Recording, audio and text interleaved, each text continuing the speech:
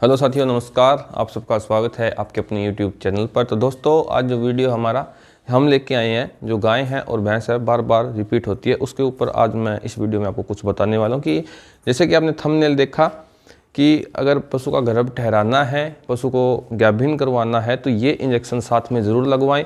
चाहे तो आप जो भैंस है या फिर गाय है आपके पास, उसमें चाहे कृत्रिम गर्भाधान करवा रहे हो या फिर आप उसे भैंसे से क्रॉस करवा रहे हो या फिर जो सांड होता है उससे क्रॉस करवा रहे हो, तो जो आपकी गाय है या फिर भैंस है वो एक बार में कंसीव कर जाए। तो दोस्तों, इस बारे में आज वीडियो में आपको पूरी जानकारी मिलेगी। सभी भाइयों से छोटी रिक्वेस्ट रहेगी कि वीडियो में लास्ट तक बने रहिएगा, और जिस भाई ने भी चैनल सब्सक्राइब नहीं किया तो प्लीज़ चैनल को सब्सक्राइब कीजिएगा और साथ वाले बेल आइकन को ज़रूर ऑन कीजिएगा, जिससे समय समय पर आने वाली जानकारी आपके पास समय पर आती रहे। तो दोस्तों, बात करते हैं कि हम इस वीडियो में जिस इंजेक्शन की बात करने वाले, मैं आपको एक इंजेक्शन के बारे में बताऊंगा जो मेनली मैं फील्ड में, क्योंकि मैं प्रैक्टिस से जुड़ा हूं, मैं फील्ड में प्रैक्टिस करता हूं, मेरे को ये केस देखने को मिलते हैं कि जो किसान साथी है उसने भैंस को भैंसे से क्रॉस करवा लिया, एआई करवा ली, फिर भी वो गाभिन नहीं ठहरी, कोई भी इन्फेक्शन नहीं है, डिस्चार्ज बिल्कुल क्लियर डाल रही है, वाटर जैसा जो वाटरी कलर जो पानी जैसा होता है उस तरह का डिस्चार्ज डाल रही है।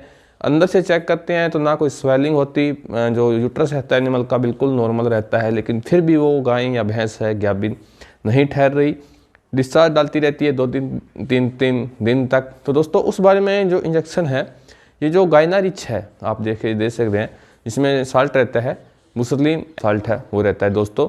तो इसका जो एआई करवाते हैं पशु में या फिर भैंसे से क्रॉस करवाते हैं, उस वक्त पशु को लगाते हैं तो उससे क्या रोल रहता है दोस्तों, मैं आपको सब बताऊंगा। कितना पशु को देना होता है ये भी मैं इस वीडियो में आपको आगे बताऊंगा। तो सबसे पहले हम बात करते हैं कि इस इंजेक्शन की हमें ज़रूरत कहाँ पड़ती है। जैसे कि मान के चलते हैं, आप में से कोई भी व्यूअर है, उसके पास एक भैंस है, उस भैंस की उसने एक बार एआई करवा ली, वो गाभिन नहीं ठहरी, दूसरी बार फिर से एआई करवा ली, लेकिन फिर भी गाभिन नहीं ठहरी। जो वेटनेरियन है आपके पास या फिर जो एआई वर्कर है आपके पशु का, जो कृत्रिम गर्भाधान करने आता है, वो आपको कहता है कि जो यूट्रस है अंदर से बिल्कुल नॉर्मल है, उसमें कोई भी स्वेलिंग नहीं है, कोई इन्फेक्शन वगैरह नहीं है, फिर भी गाभिन नहीं ठहर रही। इसके पीछे का क्या कारण है? कई बार तो ऐसा भी होता है कि जो आपके पास भैंस है उसकी आपने सफाई करवा ली है बच्चादानी की, लेकिन एआई करवाई फिर भी वो फेल हो गई, कंसीव नहीं हुआ, भैंस है वो गाभिन नहीं ठहरी। तो उस कंडीशन में क्या होता है, जैसे कि आपके पास एक भैंस है, वो भैंस है आज, जैसे कि आज हीट में आई, उस टेस्ट साइकिल आज में आज आया है, आज उसने बोलना शुरू कर दिया। जैसे ही भैंस ने बोलना शुरू किया, आपने उसके बंद होने तक इंतज़ार किया। जैसे बोल के बंद हुई, आपने वेटनेरियन को बुलाया, फिर एआई वर्कर को बुलवाया, उससे एआई करवा दी। अगले दिन आपने देखा कि भैंस फिर से डिस्चार्ज डाल रही है, आपने एक एआई फिर से करवा दी, लेकिन अगले दिन वो भैंस फिर डिस्चार्ज डाल रही है। आप ये सोचते हो कि हमने 2 एआई करवा ली, भाई जो गाभिन ठहरेगी तो इसी से ठहर जाएगी, लेकिन वो भैंस है वो गाभिन नहीं ठहरती। फिर आप उसके भैंसे के पास लेते जाते हो, भैंसे से क्रॉस करवा लाते हो, लेकिन फिर भी गाभिन नहीं ठहरती। तो उस कंडीशन में जो क्या रहता है पशु में, जो लॉन्ग हीट है, यानी जो पशु है आपके पास, गाय है भैंस है, वो लंबी हीट में रहता है। लंबी हीट में रहने का क्या कारण है? लंबी हीट में रहने का जो हार्मोनल कारण होता है वो भी हो सकता है, या फिर जो अंडाणु बनता है ओवरी के ऊपर, जो इस फिजियोलॉजी है या एनाटॉमी का है, जो रिप्रोडक्टिव ऑर्गन की भैंस में, हम उसे कभी और वीडियो पर चर्चा करेंगे। इसमें मैं आपको सिंपल बता रहा हूँ। जैसे कि ओवरी रहती है बादाम के साइज की पशु में, जो पशु का गर्भाशय होता है उसके अंदर 2 ओवरियाँ होती है, उसमें जो अंडाणु है जिसे हम ओवा कहते हैं वो डेवलप होता है। और जब हार्मोन का लेवल अप डाउन होता है, यानी जो अलग अलग हार्मोन होते हैं जो भैंस को हीट में लाते हैं, वहाँ से जो अंडाणु है उसे ओवरी से रिलीज करते हैं, यानी यहाँ से छुटवाते हैं, और फिर वो गर्भाशय में आता है। गर्भाशय में आने के बाद इधर से हम जो एआई करवा रहे हैं, जो सप्रम है वो इंसामिनेट कर रहे हैं भैंस के अंदर, उन दोनों में जब ओवा और सप्रम होता है, उनमें दोनों का मिलन होता है, यानी जब कंसेप्शन रेट है जानवर में जो होता है। लेकिन उस समय क्या हो रहा है कि जो हार्मोन है, जो हार्मोन का लेवल है वो कम है, जिसके कारण वो ओवा है वहाँ से रिलीज़ नहीं हो पा रहा। या फिर क्या होता है कि जो सिस्ट बन जाती है, कई बार जो ओवेरियन सिस्ट बन जाती है, ओवा के ऊपर एक सिस्ट बन जाती है, जिससे पशु है वो ओवा जो रिलीज़ नहीं होता, जो अंडाणु है, मैं अंडाणु कह के साथ बताता हूँ आपको, जो अंडाणु होता है वो वहाँ से रिलीज़ नहीं होता, यहाँ से छूटता नहीं है, सपर्म जाता है, उसके मोटिलिटी होती है, एक टाइम रहता है उसका, जो 24 घंटे होते हैं, 72 घंटे होते हैं, वो वहाँ पर डेड हो जाता है, लेकिन वो वहाँ से रिलीज़ नहीं होता, जिससे आपका पशु है गाभिन नहीं ठहरता। तो जो गायना रिच है इंजेक्शन है बुसरलिन एसीटेट साल्ट रहता है जिसमें, इसका मेन रोल यही होता है कि जैसे ही हमने इसको पशु को लगवाया तो ये ग्लूटिलाइज हार्मोन की तरह काम करता है। ब्रेन में ऐसे सिग्नल्स बहता है, अलग अलग हार्मोन रिलीज होते हैं, उन पर हम कभी अलग बात करेंगे। इस वीडियो में आपको सिंपल सी बता देता हूँ कि जैसे ही हमने इंजेक्शन लगवाया पशु में ओवुलेशन करवा देता है। मेन बात तो ये है, अलग अलग हार्मोन होते हैं वो रिलीज होते हैं, उसके बारे में हम कभी फिर और वीडियो में चर्चा करेंगे।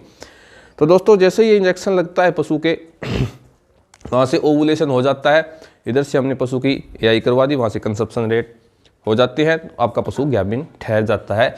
और भी बढ़िया रिजल्ट ये इंजेक्शन देता है जब हमने हमारे पशु को, ये देख लिया मैं हर पशु के नहीं लगाने की कह रहा, जैसे आपका पशु है वो रिपीट हो रहा है उस पर आप ये लगवा सकते हैं।